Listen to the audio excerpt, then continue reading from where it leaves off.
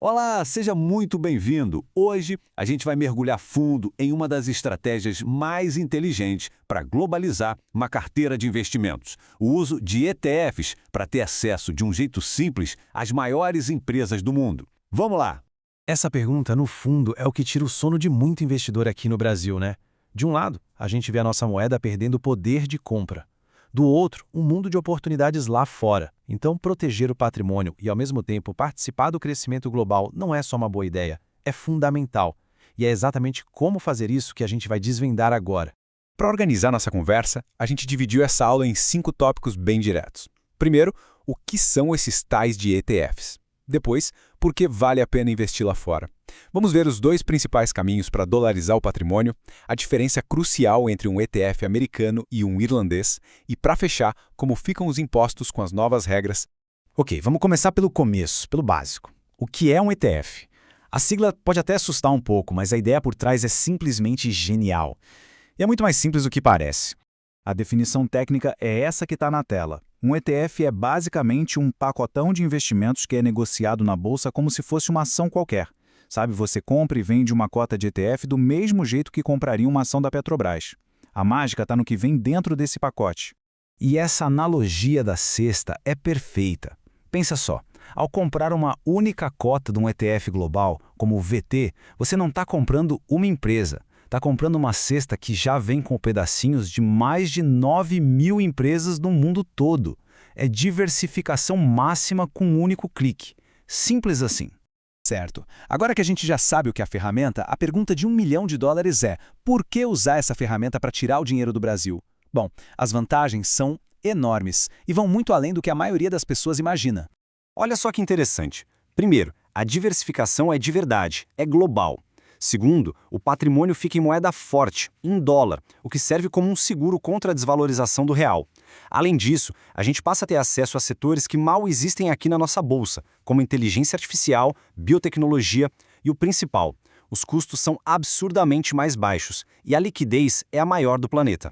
Agora, falando em custo, se prepara, porque essa imagem aqui diz tudo. Um fundo de ações comum no Brasil te cobra, em média, uns 2% ao ano. Parece pouco. Agora compara com o ETF que segue o S&P 500 lá nos Estados Unidos, que cobra 0,03%. Essa diferença, no longo prazo por causa dos juros compostos, é uma fortuna que fica no seu bolso e não no bolso do gestor.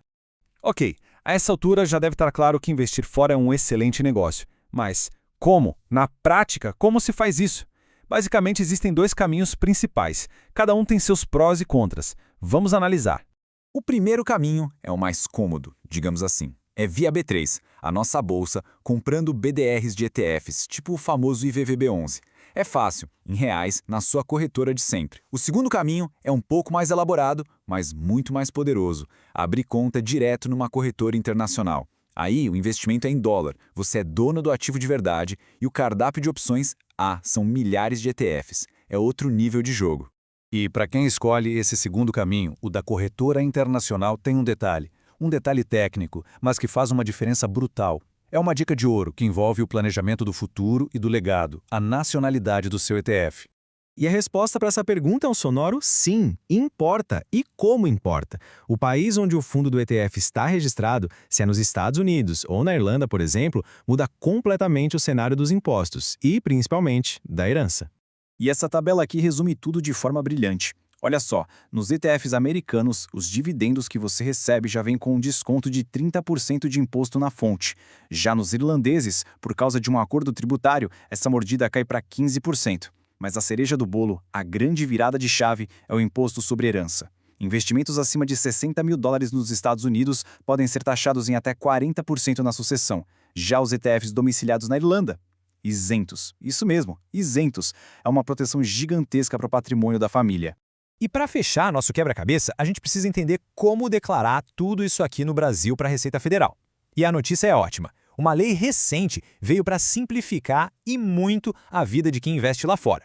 Essa lei, que começou a valer em 2024, botou uma pá de cal na complexidade que existia antes. A ideia foi justamente essa: criar uma regra única para todas as aplicações financeiras no exterior, deixando o processo bem mais claro e fácil de seguir. E o resultado prático é este número, 15%. Agora existe uma alíquota única sobre todos os ganhos lá fora. Não importa se foi lucro na venda de uma cota de ETF ou se foram os dividendos recebidos. A conta é simples: 15% sobre o rendimento. E ponto final.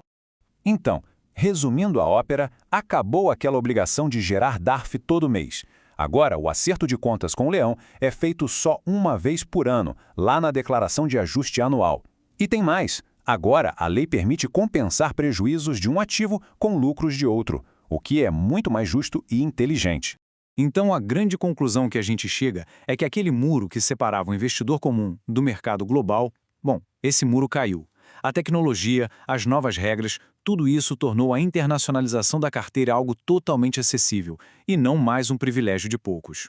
E a gente encerra com essa provocação, essa reflexão.